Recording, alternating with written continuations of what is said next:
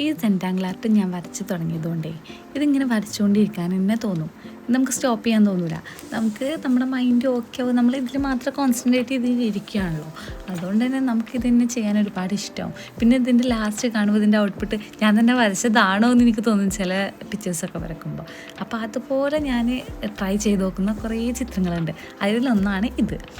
അപ്പോൾ ഇത് എൻ്റെ ഫ്രണ്ട്സ് ഒരുപാട് പേര് എനിക്ക് അയച്ചെന്നിട്ട് ഇതൊന്ന് ട്രൈ ചെയ്ത് നോക്കുമെന്ന് പറഞ്ഞാൽ അതുപോലെ ഒന്നും ആയിട്ടുണ്ടാവില്ല. പക്ഷേ എനിക്ക് പറ്റുന്ന പോലെയല്ലേ എനിക്ക് ചെയ്യാൻ പറ്റുള്ളൂ.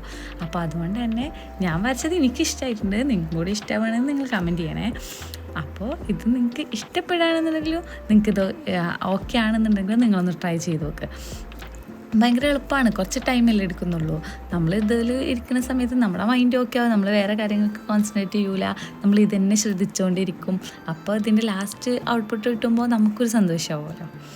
അപ്പോൾ ഏകദേശം നമ്മുടെ പിക്ചറൊക്കെ കംപ്ലീറ്റ് ആവാൻ ആയിട്ടുണ്ട്. അപ്പോൾ ഇതിൻ്റെ ഔട്ട്പുട്ട് കാണുമ്പോൾ നിങ്ങൾക്ക് ഇഷ്ടപ്പെടുകയാണെങ്കിൽ നിങ്ങൾ എന്തായാലും പറയണേ.